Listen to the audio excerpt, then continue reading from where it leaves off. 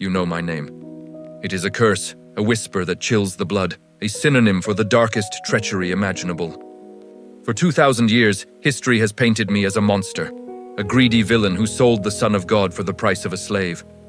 But before you judge the man who held the bag of silver, you must understand the heart that once beat for the liberation of Israel.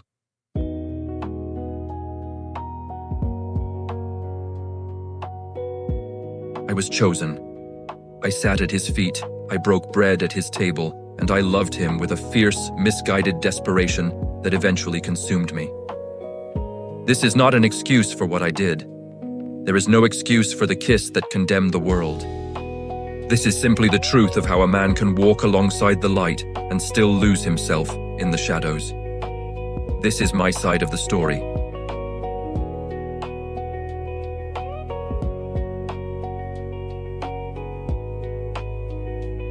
You have to understand the world we lived in. The Roman eagle cast a long, suffocating shadow over our land. We were a broken people, taxed into poverty, humiliated in our own streets, desperate for the prophesied Lion of Judah to rise and break the chains of our oppressors. When Jesus of Nazareth began to speak, I didn't just hear a rabbi, I heard a king.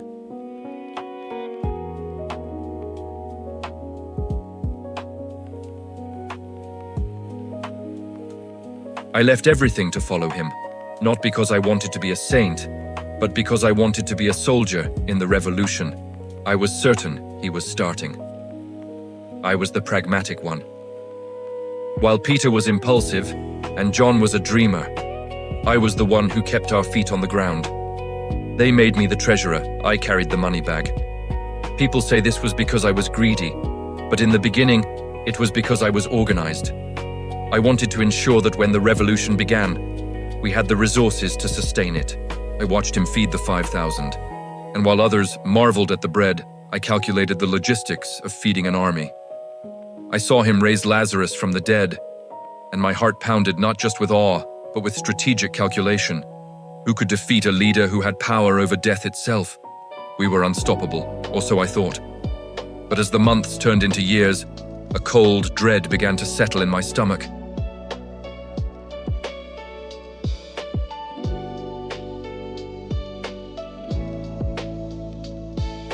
I wanted to overthrow Pilate. He spoke of loving our enemies. The confusion in my soul began to fester into frustration. We were wasting time. We were wasting momentum. Every time he predicted his own death, I felt a surge of anger. Why would the Messiah come just to die? It made no sense. I convinced myself that he was testing us, or perhaps he was hesitant to unleash his full power. I started to believe that he needed a push.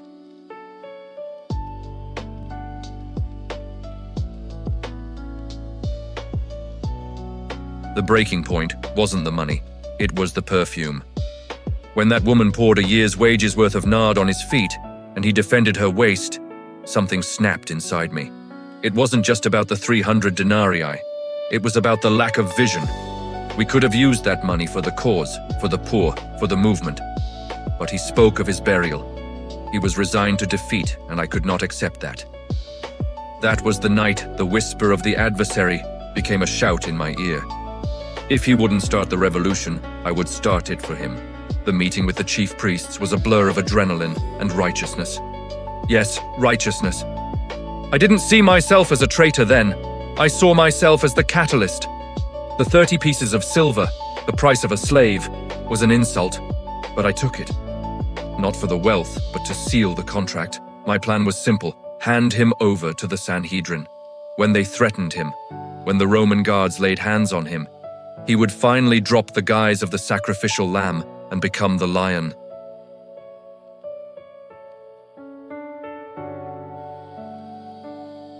I wasn't selling him out, I was forcing his hand.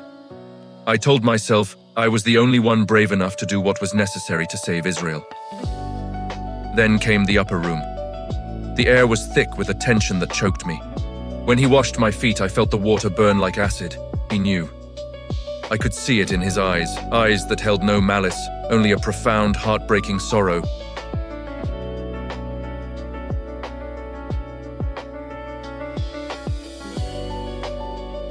He wasn't fighting my plan, he was submitting to it. but I was too far gone, too committed to the path I had carved. I walked out into the night, and the darkness felt like a physical weight pressing against my chest. The Garden of Gethsemane was silent, save for the rustling of olive leaves and the distant murmur of the approaching guards. My heart hammered against my ribs like a trapped bird. This was it, the moment of truth.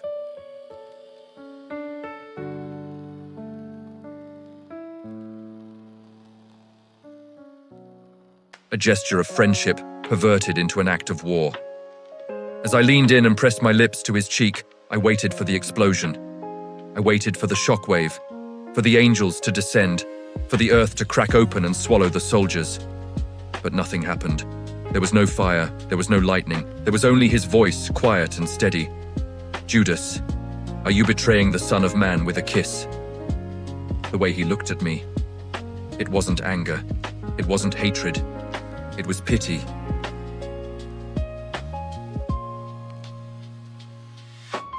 In that split second, the illusion of my revolution crumbled.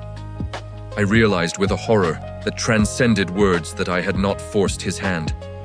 I had played right into the hands of death. He was not going to fight. He was going to die. And I was the instrument of his destruction. Chaos erupted. The disciples fled. The soldiers bound him. And I stood there, the silver coins in my belt suddenly feeling heavier than the mountains of Judea.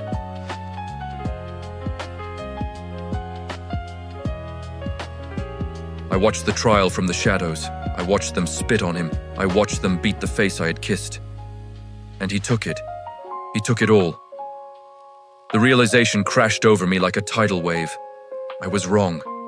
I was wrong about everything. The kingdom wasn't political. It was something I couldn't comprehend, and I had destroyed the only beautiful thing in this wretched world. Desperation seized me. I ran back to the temple, my breath coming in ragged gasps.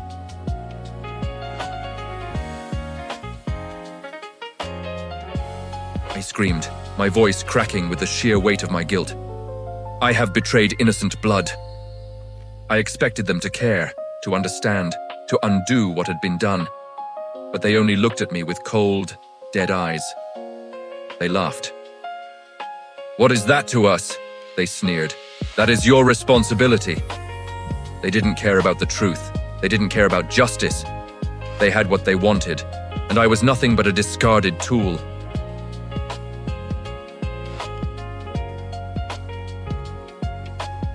With a howl of anguish that ripped through my throat, I threw the coins across the temple floor.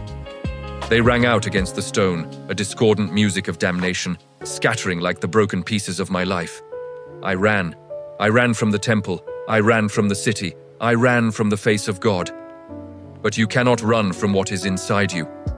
The guilt was not a feeling. It was a living thing, devouring me from the inside out. Every time I closed my eyes, I saw him washing my feet. Every time I inhaled, I smelled the garden.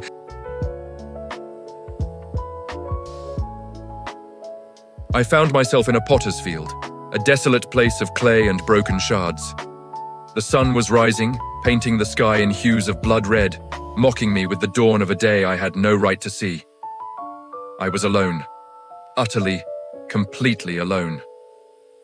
The other 11 were hiding, afraid, but they were still his. I had severed the bond. I was an orphan of eternity. The silence of that field was louder than the screaming crowds. I realized then that hell isn't fire and brimstone. Hell is the absolute absence of hope. My mind raced back to the beginning, to the shores of Galilee, to the laughter we shared around the fire. How did I drift so far? How did a desire for justice twist into the ultimate injustice? I wanted to save Israel, but I couldn't even save myself. The weight was too much. The sorrow was an ocean, and I was drowning. There was no going back. There was no repentance that could undo the cross he was now carrying.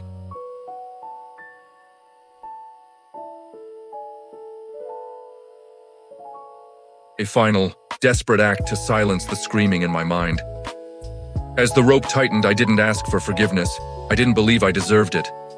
I simply wanted the darkness to take me. But even in death, the story didn't end. My name became a byword. My legacy became a warning. I am Judas Iscariot. I am the man who kissed the face of God and threw it away. And as you hear my story, as you look into the mirror of your own soul, ask yourself, how many times have you kissed him on Sunday only to sell him on Monday? I was the first to betray him, but I fear I was not the last. If this story moved you or made you see the narrative of the Passion in a different light, please support the channel. Subscribe to follow more journeys into the untold history of faith. Hit the like button to help this video reach others, and ring the notification bell so you never miss a new story. And I want to hear from you in the comments. Do you believe Judas's betrayal was predestined, or was it a tragic choice of free will?